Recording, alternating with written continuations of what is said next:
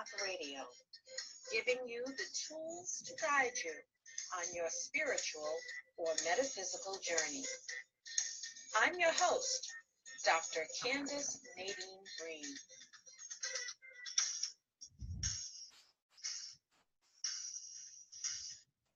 Welcome to Thought Thursday here on Awakened Path Radio. As always, you can keep up to date on everything Awakened Path Radio by visiting www.awakenedpathonline.com. Again, that's www.awakenedpathonline.com. Now on to today's show. Today we have with us Cathryn McIntyre, who's an indie author, and her latest book is called The ThoreauWhisperer. Welcome to our show again today, Cathryn. Thanks very much, Reverend Candace. It's a pleasure. It's always good to have you back. Now, excuse us. Tell us about your book, The ThoreauWhisperer. What's it about? It's a memoir about my experience channeling the spirit of author Henry David Thoreau. I've lived in the Concord area many years, and I've written 2 books now about my experiences living here as somebody with a psychic ability. And this latest one, that was it was quite the experience, but that was what I think that was the ultimate, that was the reason I moved here, was to have the experience of connecting to Thoreau. And so that's what that book is about. Now, how did you first make contact with him, with David Thoreau? Well, it's interesting because I think about, when did this first begin? And I want to say, it began after my mentor passed, and then I had an after-death visit from him before I had even learned that he had died. He was, there with me in the dining room, letting me know that, he was still around. And I later realized that, he had come to say, basically he's going to continue to work with me through spirit as he had in life. And then I was told that Thoreau would then be working with me too. And in fact, he did, begin to communicate with me later in the fall. This was back in 2006. But when I thought about it, as the experience progressed, and there was a lot of, I had to accept that this was really happening, because I had always been a really reluctant psychic, and my mother was very reluctant about her own abilities, so she kind of taught me to dismiss it the way she had learned to dismiss. So, if something happened, oh, you're dreaming, oh, you're, whatever. So I was always in this mode of, oh, I'm making it up, this isn't real. And then as I got more and more into the experience I was having and realizing, this really is happening, and, how could this be happening? And then look at why Thoreau and how that came about, I realized, it was going on with me in my life back in the days, as far back as when I was growing up in Michigan, and suddenly knew I needed to move to the Boston area. I needed to be near Concord. And then spent so many years reading about Thoreau and just, really drawn to him in particular of all the writers here. And, just different events that took place leading up to this that made me realize that this was all in line to happen from years back before I met my mentor, Brad. And before any of that came about, it was all lining up for this experience to take place. So it's kind of interesting in that way. Now, how long did it take you to write this piece with David as your guide? It's Henry, and it would be, it's okay. It's funny because he was born David Henry Thoreau, and he switched his name. Wow. So sometimes in my own interactions with him, I tend to want to call him David too. But anyways, it took place from it. When Brad first passed, which was January 2006, and I had that visit with him, and then I was told, get ready because in the fall Thoreau was going to start working with me. It took place in the fall, as they said, it began then, so the fall of 2006, and it went on for a period of I would say up to like 3 years where it was really consistent. So meaning that anytime I wanted to connect or anytime they wanted me to connect, they let me know, and I would sit down and do it. And anytime I basically sat down at the computer keyboard and allowed myself to just sort of connect, just, focus in and reach out to them, they were, always there. And he was, always there with more of the book, basically more of the things he wanted to say coming through. So it was an ongoing process. It just became part of my life at that time. And I think back on it now, I think what a joyful, wonderful time it was. And I refer to that in the book as well. It's like, it was really fun, once I got through the initial stuff and I began to just go with it and accept that it was happening. And then it was like I had the, nicest energy around, the most loving, warm energy around all the time. And it was a very positive experience in my life. So I would say, 2.5 to 3 years where it was a regular basis. And then after that, it kind of trailed off. And then at that point, it was up to me to decide how am I going to take all this material that I'd received. Basically, it's like a process of automatic writing where I'm connecting. And then instead of writing, I'm using the computer. And it was interesting because one of the things that the psychic I had consulted, back in January, was just Barbara Safransky in Salem, Mass, had said to me early on was, oh yeah, when these words come, they're going to just be flying across the computer screen. And she'd actually drawn a little monitor with these words coming across. And that was exactly how it happened. Wow. I began to connect through the computer and I would just sit there and just typing like crazy. And these words were just flying across the computer screen. So that was kind of cool. So was it an everyday thing? It happened whenever? I wouldn't say every single day, but pretty much, regular basis, 5 days a week kind of thing. And it just whatever time I had available. So that's what was always so interesting to me is that that I could pretty much, whenever I had the time, sit down and then, pretty quickly connect and they would be there. And so it was just, it was just available and ready to go anytime I was ready to go during those years. I continue to have the sense of them as guides to me, but it's not like it was then. Then it was like a regular, palpable presence in my life at all times. So, now, what types of messages did you receive that to share with the rest of us? What examples of messages came to you that you should share with us? I mean, the primary message from Thoreau was, and it was always the case through his writings and in just generally in transcendentalist thinking, is that you go within to seek the truth, to seek your true connection to the divine. You don't require religion for that. You don't require politics or anything else to tell you what is true. You can decipher that yourself by simply going within and connecting to that true you inside. And that's the spark of life within you that connects to the divine source and ties us all together. And then he's saying, from that position, you then can intuit divine knowledge and wisdom, truth, the fundamentals, and from there conduct your life, basically. So the proper action to take because you're getting that guidance from the higher source. Right. And so those are the kinds of messages that he was coming through with in terms of the bigger, grander message.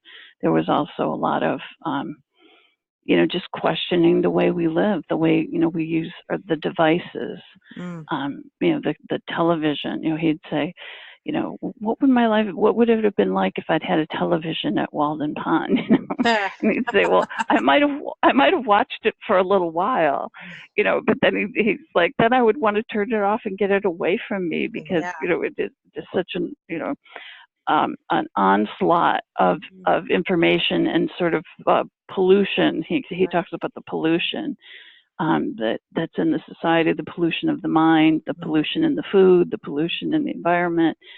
And he's just wanting us to get back to a more pure experience of life and a more purely directed experience of life. which again comes from that connection to the divine. So it's things like that, and it's just in terms of the potential of the human being.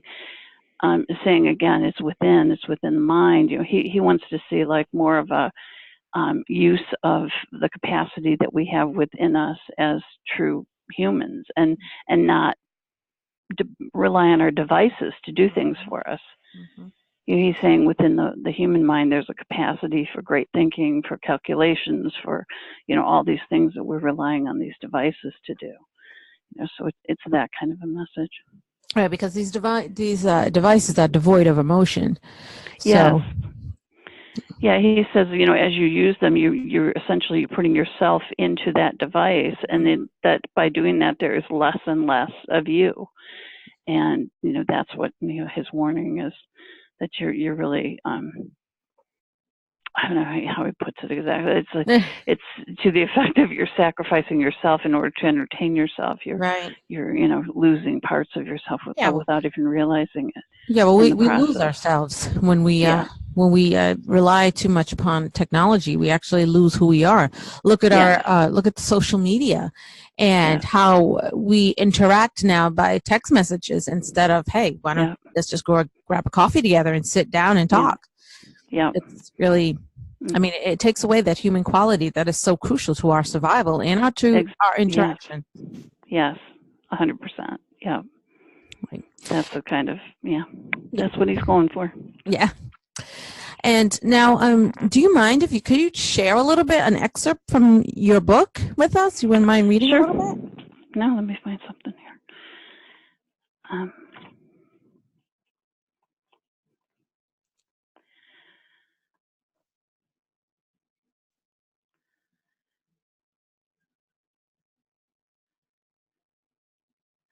Okay, let me just read this little passage on truth here. I just happened to open to this. It has always been the responsibility of the individual to seek out truth for themselves. If you believe something is true simply because it is told to you, then you're bound to find that you do not have truth at all. It is through the ability to test and measure the information you receive that is innate within each of us that you can find truth. That is a skill that must be formed, and one that can then be relied upon with little effort. Any and all who seek to find truth will find it. Seek to find wisdom as well. Wise action brings wise results. Slow, bored inattention brings low results. This can be applied to all aspects of life. Just a quick thing here. Let me find. Okay, this is one of my favorite passages. This is on solitude. He's talking about being at Walden Pond in the solitude. He says, there were times when the solitude I craved at Walden was available to me, and I basked in it.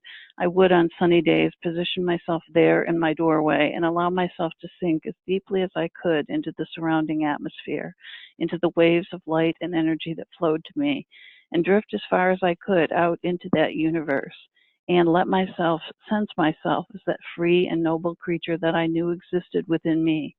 Those were the times that I fully understood that I was more than this body that I had come to occupy. This I understood without question, for I could lift my hand and view it and know that it was not my hand, and these were not my feet, and this was but a vehicle with which I drove. I learned to settle myself, my mind, and my breath into a relaxed posture, and enjoyed those moments of sheer reverie in the universe. Traveling that way was cheaper, in fact, than travel any other way, and the rewards were great. Each time I ventured out, I felt this greater spirit within me, each time knowing more and more confidently that there was something beyond, something more to this life than the material acquisitions. And it's interesting that you read something very interconnected, truth and solitude.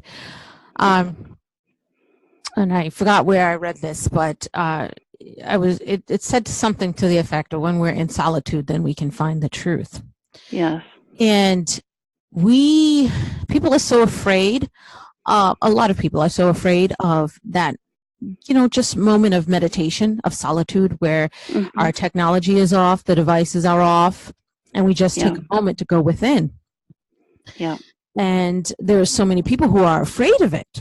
I remember years ago, I was teaching a yoga class, and during the meditation, a woman had told me she was afraid to meditate because she was afraid of what might happen. And I said, what are you afraid of? What do you have to fear? So and it's very interesting because I've encountered quite a few people who are actually afraid. They're afraid of what truth will be shown to them. Yeah. Instead of all of these, what I like to call fake truths. Like there was one woman who had said that now that she knows the truth, she could never, she could never be something else, and blah blah blah. What she was doing is actually she was, and it was her religion. Her religion, she had said, was higher than anyone else, which that's not what truth is. Yeah. Truth is not saying that I'm better than you. And my way of believing is the right way. It's not true. That's not what truth is. Yeah. So, okay. Sorry, I interrupted. No, I was just, no. I think I interrupted you. Oh, I think I did. I was just, thinking as far as that goes, and as far as religion goes, I in one sense, I'm like, well, you don't need religion to find God, because, you essentially you look within and all that, and there's no religion better than another. I like to take a position of respect toward all religions, but they may have their purpose. They may, if done, with conscience, there may be a purpose for them, and I don't want to be disrespectful toward anyone's religion.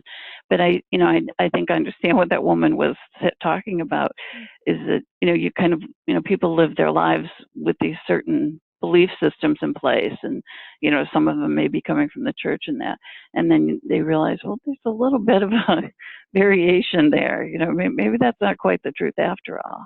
It gets so messy. Yeah, especially, think of the Crusades and all of these wars that were fought in the name of religion. Yeah.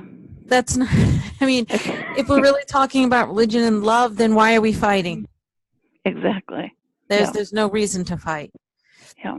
And that's something throughout history that has, caused a lot of chaos and disruption. And it's just, if we just see that the truth is love, go within and you find that love, you find your divinity. Yeah. And you also see that we're all really the same.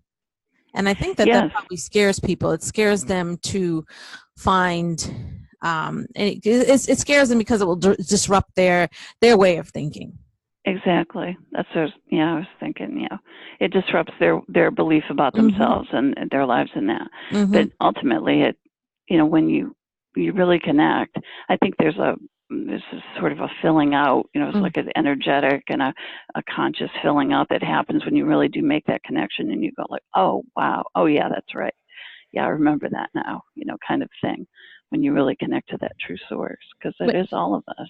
And it's so simple. It is so simple that sometimes I am so confused as to why on earth is not anyone realizing this. We could solve our problems if we just do that. It's so simple. I think it's more simpler to do that than to go out and start fighting people. Yes, it definitely is. But a lot of what, my voice in the book is, as the narrator and telling my story in the background, is that I'm telling the story in the way that I wanted to tell it, because, for me, every one of those revelations is so important to people, because, even when you have the revelation that such an event like this could occur, that I could actually be talking to the spirit that lived the life as Henry David Thoreau, well, what does that mean? That means that Henry David Thoreau still exists out there in some capacity. And not only does he, but everyone else who ever lived still exists too. And so will we. Then you begin to make that connection, and you realize, oh, wait a minute, then I'm going to continue to exist too. And, so the fear of death goes away. And then it becomes, the revelations and the opening again becomes greater. And then the, more truth comes in. And to me, the impact that it has on life and on our behavior is just phenomenal. You don't go out killing people anymore, because sort of in one sense, you can't kill anybody. You can basically send them back, but you can't kill them. They're still there. They still exist too. So it becomes another part of the book is just a sense of responsibility that, you realize how important your actions are, every single one of them. And, you learn to act with conscience, to be more conscious of what you're doing, your behaviors, how you're affecting people, and how the way you affect yourself and the way you affect others impacts everyone. I mean, that was one of the messages in the book as well, that I was surprised when I first heard, was a sense of that, even if I'm at home having a bad day, I'm pulling down everyone collectively, so it's a lot better. Even if I'm sitting alone, I'm still having an impact. Right. Your energy affects others. Because it's an energy effect, and we're all part of that same energy. So it really does do that. So I think there's a tendency for everyone to want to, applaud people who are doing really well. We love to hear stories where people succeed and they do great, because I think it feeds all of us, in that sense, again, affecting the greater whole. So I think that these kind of messages are so important, and they, that's some of the stuff that you get when you really do make that connection, and you realize how important you are as an individual, and how important everyone is, and that we're all here for the purpose to learn, yes, but also to advance the general knowledge, to advance knowledge on a wider scale in whatever way we can do it. And, we each have a different way of doing that. Right. So different interests, different. And some of the our elders, those are in spirit, have messages to help us, to guide us along our way. When they see that we're doing not so great, they come with, that's when they find a channel and they try to deliver their messages to help us. Yes. Yeah. So that's a wonderful thing. Yeah. Now, you said you've also received messages via spirit about your soul origins. Could you tell us what you learned?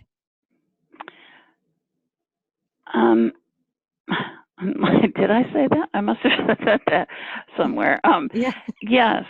I mean, obviously I've learned a lot about myself and my own, sense of connection to things. I have how shall I put this? I have, in my history, have had the experience of contact with what I call extraterrestrial, alien, that influence. And part of what I've learned as I've gone along is that there is consciousness throughout the universe. And I wonder, in terms of soul origins, I begin to wonder sometimes what parts of me came from that, came from other than like what we commonly think of like an earth environment, and that everything circles, and evolves around the earth, and even, the world beyond, or the other side seems to always be referenced toward the earth. And I'm saying, think in a wider context, if there are other worlds with life out there, which I suspect there are, then that same divine source would be the divine for that world as well, in my thinking and my experience and belief. So it becomes a wider picture. So when you begin to ask about soul origins, I'm like, well, I've had information indicating that I've had lives in that capacity as well. So in a non-earth environment, let's say. So it I don't have all the answers to this, but I'm just saying, that's just one aspect of it. So, as information comes in, I've had, have received information on past lives and different things. And it just really makes you realize that we are not strictly this personality. That is so we're, true. Having this one life. We are all evolving spirits with greater connections than we could ever imagine. And, I think when you think of that, it's frees us up a little bit, and maybe we don't get so bogged down in, just whatever the facts are of this current incarnation, whatever just we're doing today, or whatever the things are that are bugging us. Maybe they don't bug us as much when we realize, we're just here for this time. Right. And it supports the idea that we are spirits. And that our physical form is just an illusion. Yeah. Because when this physical form expires, our spirit goes on to another form. Spirit goes on, yes. Right. And it depends on what we've done, whether or not we graduate or we stay here and take another human form Yeah. until we learn the lesson that we've Yeah. come to learn. Yeah. There's a great series on Gaia TV by the host is Eric von Duncan. I'm probably mispronouncing his last name, Daken, something like that. And he talks about origins from extraterrestrials and how they come to teach, and they're much more advanced than we are. And they live many, many light years away, but they're so advanced that they're able to they too are coming here to teach us, and they've been teaching forever. They've helped the Egyptians with the pyramids and old things of that sort. So it's really very interesting once you sit down and you think about it, and when you come to realize that we are more than what we appear to be. Just this physical body. We are much, much more. Some of us have lived hundreds of thousands of lives, and we're all in trying to graduate up to get as close as we can to the divine source. But we have lessons to learn in order to get back to the divine source. I would agree with that. I would say, and like missions to accomplish kind of thing as well. Right. Yeah. Now, if you had to choose one message from Thoreau that would help raise the vibration of the planet, what would that message be? That's a tough question. Well, I mean, I think the answer is what we just talked about. Is and what was, if people go back to his work now, read Walden again, read some of his essays, and look at what he's really saying. It is that go within message. So, his greatest message is, we are spirit. We are evolving spirit. We are the divine that is within you. Go within, connect, and once you do, it changes everything. It changed everything for him. I mean, that's why he didn't care about the material things. That's why he could live simply and have a greater experience of life, because he understood that he was an evolving spirit, and that he would live on after this life. So he was very concerned with consciousness, conscious awareness of our actions, and as I said, all of that was primary for him, and it's throughout his work.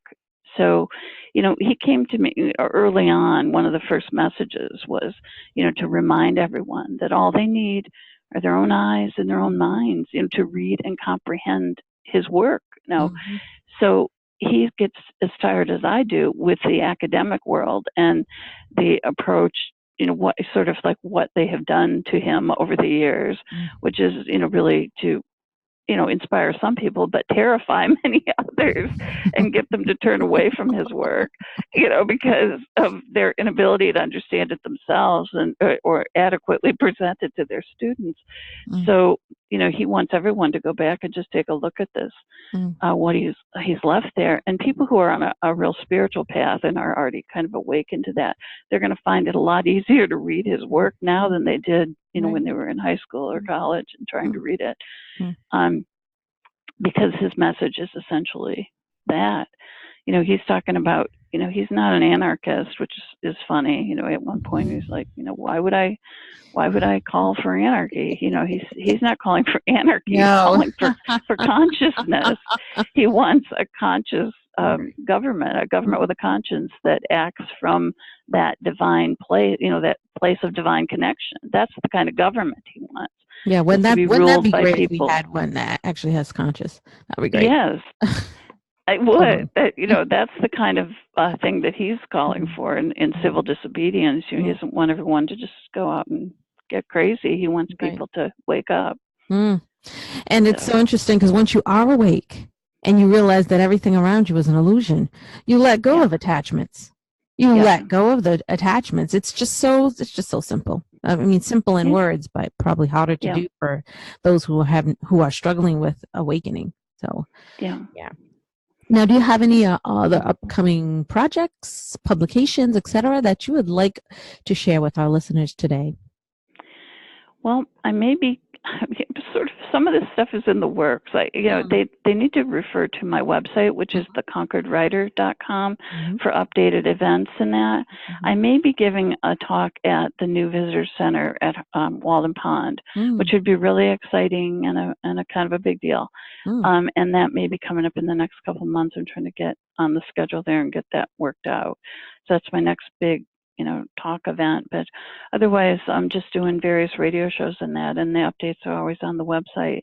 And then the book can be found on Amazon or Barnes & Noble or anywhere, really, any of the online places. It's either up there or I would think it's on most of them. It's on Kobo. It's kind of all over the place there. And then any bookstore can order it. And it is out on ebook now. So if anyone's into ebooks. Yes, I actually downloaded it. So yeah. Oh, good. Yeah, I downloaded it. I'm really excited. Yeah. And your website? Oh, go ahead. Nope, go ahead. The website is theconcordwriter.com. And I'm active on Twitter. If anybody wants to follow there, they can look for The Concord Writer or my name, Cathryn McIntyre. And I'm linked. I don't have a Facebook page. I kind of have funny vibes about Facebook, so I'm not on there. So, but I might eventually get there. But anyway. Well, Cathryn, it was a pleasure as always having you on our show. Thank you so much. It's a pleasure being here. Oh, thank you. And keep writing. Keep up the great work. Keep spreading those messages. Thank you very much. I will do that. Thank you.